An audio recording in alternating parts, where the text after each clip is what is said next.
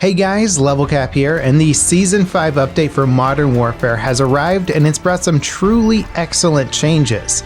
It's made several major changes to the Warzone map, added 2 guns, a bunch of multiplayer maps, and introduced probably my favorite Battle Royale mode to date.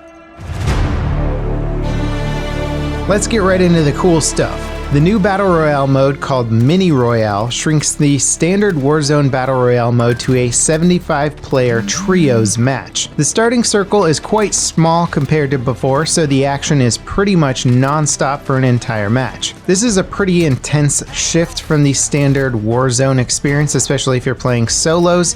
You can spend most of the match looking for players, with most people just camping. With Mini Royale, you're always on the move because the circle is so small, and so far I've found that camping isn't nearly as big of a deal. However, getting third-partied happens a lot, but enemies aren't dropping in from unseen vantage points. They're right in front of you the whole time, so there's less of a surprise when another squad starts to shoot at you. Overall, I found it easier and more enjoyable to get kills and stay alive late into the match.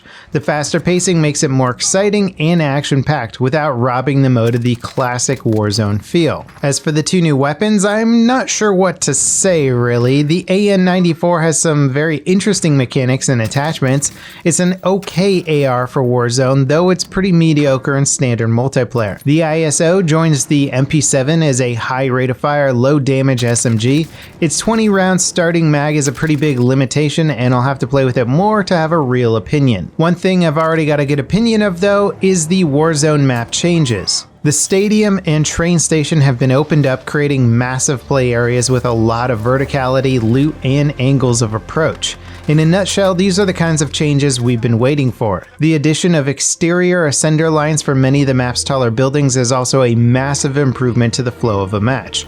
Most of the tall buildings had 1 or 2 points of entry. The new ascenders give you a brand new option that's both fast and easy to locate. If you down somebody on a rooftop, instead of trudging up the stairs or working your way through the building's interior, you can use the rope on the outside of the building to finish them off. This is great for quickly getting height advantage against an attacking team. One of my biggest complaints about Warzone is that you needed basically a helicopter or an airstrike to have any chance against rooftop campers. Now it feels like I have a quick way of getting an advantage. People are also less likely to camp or be able to camp because they have to guard so many extra angles. The other notable map change is the moving train that now makes a loop around the play zone. However, I haven't yet seen it, let alone used it. From what other people are saying though, it seems like a good way to complete most wanted contracts and has a high density of loot. That sounds great on paper, but I don't expect it to be much of a game changer in practice. The last addition to the game is the all-new cosmetics. Many of them have a nice blacked out look that suits the Shadow Company theme of the update. And of course, Jaeger once again reigns supreme as the operator with the most ridiculous outfit. His new look is peak Modern Warfare. The cosmetics in this game have always been a good blend of cartoony and tactical. Season 5 adds its own unique flavor to the mix, though I wouldn't call it groundbreaking. Some of the more subtle additions include skydive trails like we've seen in Apex, and new finishers that are a little less grounded than usual. Season 5 is certainly shaping up to be one of the best seasons yet. The map changes are exciting and it fixes a lot of the campy or cheesy mechanics in the Warzone meta. Mini Royale is my new favorite way to play, and I'll get a little bit more into that later in the video. But even then, the update still hasn't addressed the weapon meta. Balance changes are in the works for the mid-season update, but the current meta has been pretty rigid for weeks now. The effective damage for all semi-auto DMRs and semi-auto sniper rifles has been increased. The same is true for the FAMAS, aka the FR556. Exact numbers weren't in the patch notes, but I can say the changes are noticeable right off the bat. The FR tends to hit pretty hard now. Before this update, I'd totally ignore it over most other weapons. All that said, the Grau and Bruin are still the dominant weapons you'll probably die most to in Warzone. Hopefully that mid-season balance adjustment finally unseats those guns as the kings of Warzone. One other thing to mention about the weapons is that the Warzone loot has been completely overhauled. There are 80 variations of loot weapons now, and to be honest, almost all of them feel really great to use.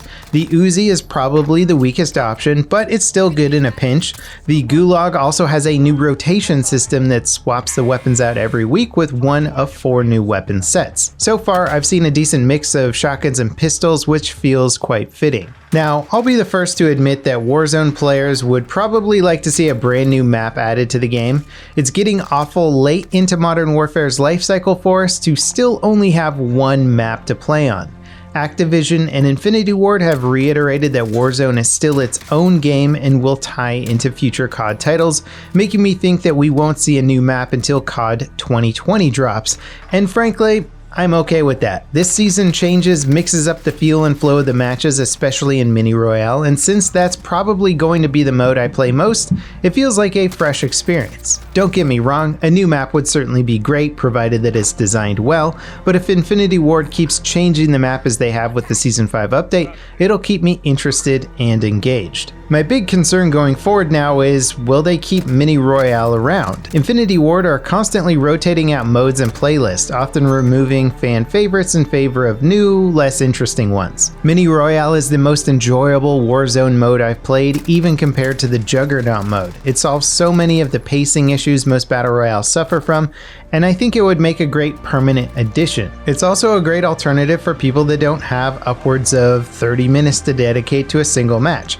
Mini Royale games last maybe 20 minutes at most, and that's a pretty good time frame for trying to get a few matches in here or there throughout the day. As for standard multiplayer, the new maps are very maze-like and tightly packed. They're probably the first new maps for multiplayer that I haven't really liked that much.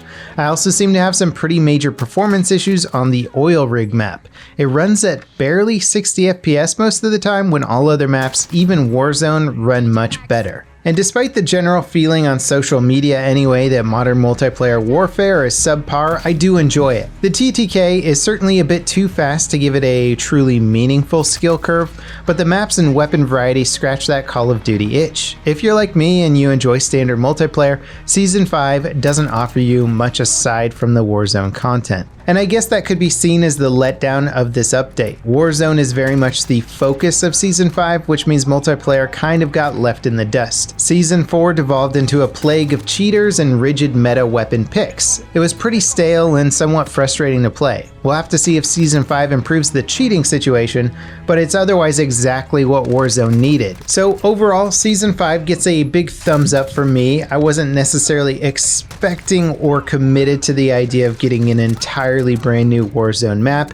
If you were, then it's probably going to be a little bit of a disappointment. But for those of you who still enjoy the standard map, these new changes combined with the Mini Royale is enough to rope me back in. Once I have the new weapons leveled up, I'll test some loadouts and do some weapon guides for them. The AN-94 has a lot of potential because of its unique thermal scope and 2-round burst. With the right attachments, I could certainly see it being a powerful medium-range assault rifle in Warzone. Likewise, what the ISO lacks in magazine capacity and damage, it makes up for with interesting attachments and a solid rate of fire, so again, another weapon to explore and level up. And that's all I have for you today. The Season 5 patch notes are linked in the video description if you want to dig into all the nitty-gritty details. Let me know what you think about Season 5 so far in the comments, and I'll see you next time. This is LevelCap, signing off.